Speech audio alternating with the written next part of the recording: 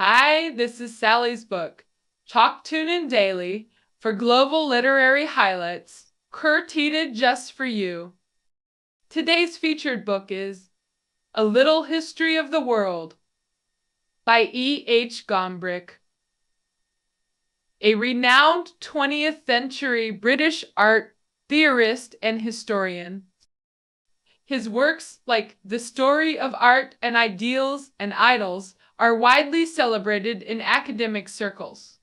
Yet few realize his debut work was actually this children's history book. In 1935, Gombrich accepted a publisher's invitation to create this accessible historical narrative. The book achieved immediate global success, with numerous translations worldwide. As parents, we all share this realization. Even adults find history challenging, let alone children. Imagine crafting history content that's both child-friendly and intellectually stimulating. It requires clear structure, engaging storytelling, and inspiration for young explorers, no easy feat. Yet Gombrich's work masterfully achieves this balance. This book serves as gentle stairs to history's grand edifice, a welcoming gate to worldly knowledge. What makes this book truly special? Let's dive into its content through three distinctive aspects. First, Gombrich's architectural approach to historical framework. Second, his techniques for making history engaging. Third, the lessons Gombrich hopes children will glean from history. First, let's examine the historical framework constructed for young readers. A historical framework represents our fundamental understanding of chronology. Like how educated Chinese can recite dynastic sequences. Zhao Qin Han Tang, Song Yu Min Qing. This serves as historical identification, much like describing a person's basic attributes. But honestly, nothing beats showing a photo. It creates instant visual understanding. What children really need is this kind of straightforward historical imagery. Yet Gombrich aimed to encapsulate world history, an immense informational challenge. Creating a clear framework requires cosmic perspective, like viewing Earth from the solar system's edge. Only then can we focus purely on humanity's collective journey, free from distractions. Gombrich divides human history into 7 distinct phases, each with its defining theme. Phase 1. The prehistoric era. This shadowy period lacks written records, relying on archaeological discoveries for interpretation. Its central narrative, humanity's transition from chaos to civilization, through groundbreaking inventions. What were these revolutionary developments? Fire, tools, language, art, and architecture. Gombrich hails these anonymous inventors as humanity's greatest pioneers. Though nameless, they transformed primitive humans into conscious beings like ourselves. Phase 2. Witnesses. Civilization's dawn, exemplified by early states in Egypt and Mesopotamia. These civilizations established agriculture, governance, writing systems, urban centers, legal codes, and religions. They laid foundations serving as prototypes for future cultures. Phase 3. Emergence of distinct cultural identities. Greek, Roman, Indian, and Chinese civilizations. This era saw diverse regions cultivating unique belief systems and custom civilizations, flowers blooming worldwide. Phase 4. Cultural competition and collision, both internal and cross-cultural. Gombrich highlights medieval struggles, Christian-Islamic conflicts, and intra-Christian rivalries. Phase 5. Western modernization competition, fueling new developments. In the late medieval period, people began seeking new realms beyond their known world. Some rediscovered Greco-Roman civilization, predating Christianity, sparking the Renaissance movement. Others explored beyond Europe and discovered new continents. This led to the Age of Discovery's maritime expeditions and the Protestant Reformation through religious re-examination. These movements propelled Western civilization to global dominance in recent centuries.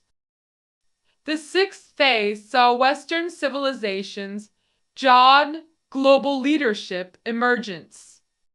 Renaissance movements directly catalyzed Western civilization's transformation. Building on Renaissance achievements, people questioned their lifestyle's validity and purpose. If unsatisfactory, what alternatives should we pursue? This philosophical inquiry birthed the Enlightenment's focus on self-determination. Social revolutions demanding equality followed, epitomized by the French Revolution. Mechanization through Industrial Revolution transformed production methods. Our modern world directly inherits these revolutionary legacies in Phase 7. History's continuous development shapes our present through accumulated traces. Our contemporary reality constitutes historical remnants, stratification. Following Gombrich's framework, we can distill human history into key phases. Prehistory: Egypt, Mesopotamia, Greco-Roman medieval, Renaissance Reformation, Enlightenment, revolutions, modernity. Through present day, this creates 7 distinct historical units with defined themes. Each unit possesses its central narrative focus. Unit 1: Our humanization process. Unit 2: Civilization's emergence. Unit 4: Cultural diversity development. Unit 4: Cultural competition dynamics. Unit 1: Self-discovery through contemplation. 6. How do we transform ourselves and society? 6. How history shaped our present reality. In other words, Gombrich focuses not on specific individuals or nations, but on historical moments. What collective human activities defined each era? This analytical framework brings remarkable clarity to historical understanding. Supplemented by identifying civilization centers, we ask, where did significant activities occur?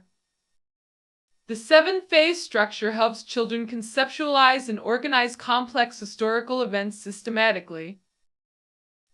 Now let's explore our second key aspect. Within this framework, what historical narratives does Gombrich present to young readers? Children's historical interest begins with storytelling, the gateway to temporal understanding. Effective children's literature requires constant awareness of readers' comprehension levels.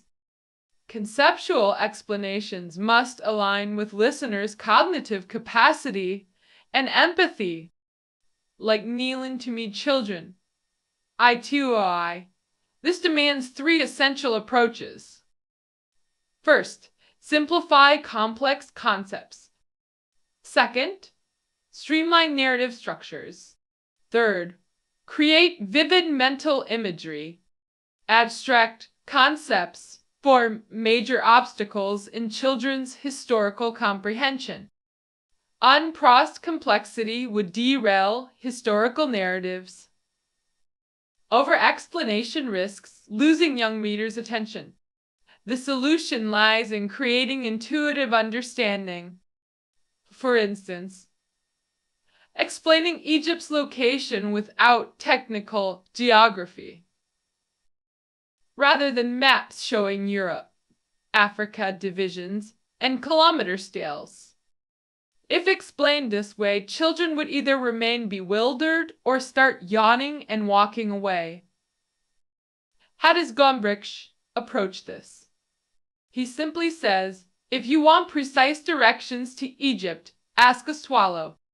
When autumn comes, they fly south over mountains to Italy, then cross the sea to Africa. Egypt's right there. This explanation uses swallows' annual migration, more relatable than compass directions on maps. Concrete elements like mountains and seas work better than abstract kilometer measurements. When explaining China's imperial system, typically challenging for young readers, he replaces terms like scholar officials and imperial exams with child-friendly equivalents. China was ruled by scholars. Those who passed exams became officials. Clear enough for children to grasp subsequent historical narratives. How effective is this approach? Well simplified, it provides sufficient framework for understanding stories. Simplicity in storytelling means careful curation, not oversimplification. Essential elements preserved. Who did what, and what happened next. When describing Darius' Greek campaign, he sent ships to conquer Athens, but storms wrecked them. The furious king made a slave shout, "Remember the Greeks!" at every meal. This stripped-down narrative remains vividly memorable. The story of Darius' shame reminder demonstrates effective historical storytelling. When discussing China's Qing dynasty, Gombrich avoids exhaustive historical details. He simply highlights three key achievements: book burning, unification, and Great Wall construction. These actions indeed encapsulate Emperor King Shi Huang's legacy. Finally, creating vivid mental imagery. Children lack mature, abstract reasoning capabilities. Abstract concepts in historical narratives confuse young minds. Effective teaching requires converting abstractions into tangible seeds. The book begins not with historical events, but by explaining once upon a time. Where does history begin? Why start there? Could we go further back? A brilliant metaphor using infinite mirror reflections explains temporal depth. Imagine time reversing, you becoming younger, parents becoming children, ad infinitum. This mirror analogy visually conveys endless historical continuity. Thus, history transforms from academic facts to lived experiences. True history is a dry dates event, but understanding historical actors' perspective. It's about reconstructing how people saw, heard, and felt events. A 400-year-old letter exemplifies this. Dear Mama, we ate delicious truffles yesterday. Your Wilhelm. Gombrich sees history brimming with tangible details like this letter. These details were created by countless ordinary people like us. He vividly reconstructs prehistoric life. Cave dwellers, fire-making, Roman villas, medieval markets, making history visceral. Even describing Louis X's levee ceremony, he uses captivating details to enhance major events. Take his Thermopylae account. Persians demanded Spartans. Surrender weapons. Spartans retorted, "Come, take them." Persian threat. Our arrows will blot out the sun. Spartan reply, then we'll fight in the shade. This transforms history from dry facts to living experience. Now our third key question. What historical philosophy does this book offer children? Gombrich's narrative combines pacing and vividness with philosophical depth. True historical understanding requires examining causality and driving forces. What factors shaped history's path? Do these forces still operate today? Where might they lead humanity? These questions form the core of historical philosophy. Gombrich offers children three guiding principles. 1. Human ingenuity drives historical progress. 2. Historical understanding requires patient inquiry. 3. Maintain optimistic perspective on human development. First, let's examine Gombrich's view of historical drivers. In this book, Gombrich focuses on seemingly insignificant details, while political intrigues and strategic calculations trigger major events. True historical momentum comes from unknown individuals, accidental inventions. These innovations ultimately gave humanity power to reshape the world. Discussing history's origins, Gombrich honors early humans as ultimate innovators. Who were these pioneer inventors? Neanderthals and Aphaca, ancestors creators of fundamental technologies. Fire, tools, language, art and architecture, civilization's building blocks. Though individual inventors remain anonymous, their legacy forms civilization's foundation. Gombrich advises, when speaking or using tools, remember these primordial innovators. Groundbreaking inventions continued beyond prehistory. Gombrich highlights Phoenician merchants' alphabet creation. Their simplified writing system used combinatorial letters for efficient communication. Compared to cumbersome hieroglyphs, it revolutionized knowledge dissemination. Gombrich dedicates an entire chapter to this tricky invention. This exemplifies the historical driving force he presents to young readers.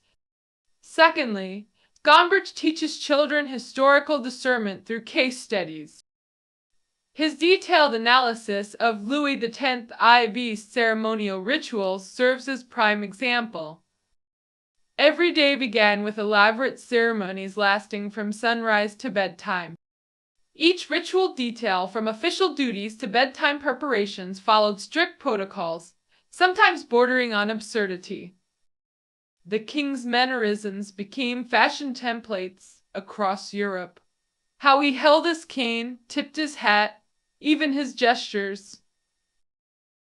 Publicly, Louis X resembled a dazzling marionette, vain and theatrically childish.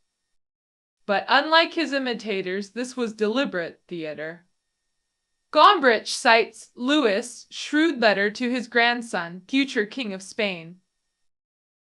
The letter's astute content contrasts sharply with his public persona, teaching children historical complexity. The Pope, Gregory IV's King Henry V conflict, features intense propaganda warfare. 155 surviving polemics portray both leaders as power-hungry villains. So whom should we believe? Gombrich advises, trust neither account completely. Consider their conflicting perspectives. Both sides likely distorted truth, as adversaries often do. This demonstrates how historical truth becomes obscured over centuries. These examples teach both historical facts and critical thinking skills. Third principle, maintain open-minded optimism toward history. Despite Eurocentric limitations, the book maintains cultural openness. When discussing Islamic civilization, Gombrich highlights Arab scientific contributions enthusiastically.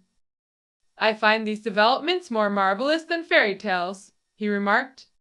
Charles Martel's 732 victory against Arabs was undoubtedly significant, but an Arab empire synthesizing Persian, Greek, Indian, and Chinese knowledge could have been equally valuable. This Oriental perspective permeates the entire work and its historical context. Originally completed, October 1935, Gombrich added Chapter 40 in September 1985. During these 5 decades, the book faced bans while Europe endured war and reconstruction. The Cold War's peak surrounded Gombrich as he wrote the final chapter. Remarkably, his historical conclusions remained consistent through these upheavals. Chapter 39 declares, "Everyone anticipates a better future. It must come." The final sentence concludes, "We have reason to hope for a brighter tomorrow. Trust history. Trust the future." This optimistic message forms the book's core philosophy for young readers. Having covered the content, let's briefly examine the book's creation. Gombrich wrote this 200,000 character masterpiece in 6 weeks during 1935. Freshly graduated with art history and classical archaeology degrees from Vienna University, he found himself unemployed, postdoctorate. A publisher friend suggested translating a children's history book. Gombrich countered, "I can write a better one." Weary of dense academic writing during his dissertation, he developed clarity through explaining concepts to a friend's curious daughter via letters. This process brought him immense joy. This experience taught him the power of clear, accessible explanations. Thus, Chapter 23 emerged, vividly depicting medieval European knightly life.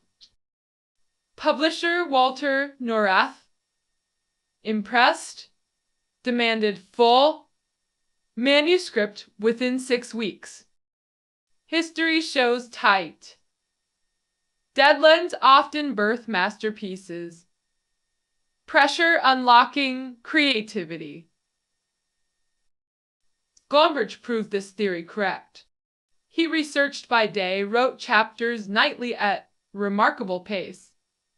Sundays were reserved for courtship, sharing works with fiancée Ilse Heller. We'd sit on sunlit grass or fallen logs, we called Ilse, of his readings. This romantic context shaped the book's warm conversational tone. The work served dual purpose, educating children and wooing lovers. Critics assumed the author was seasoned teacher due to pedagogical clarity. Translated into 5 languages swiftly, yet banned in Nazi Germany. Banned not for author's Jewish heritage, but its pacifist ethos. Ironically, Nazis correctly identified its ideological opposition. Gombrich fled to Britain, escaping Nazi persecution. 1985 saw a German reissue after world transformations.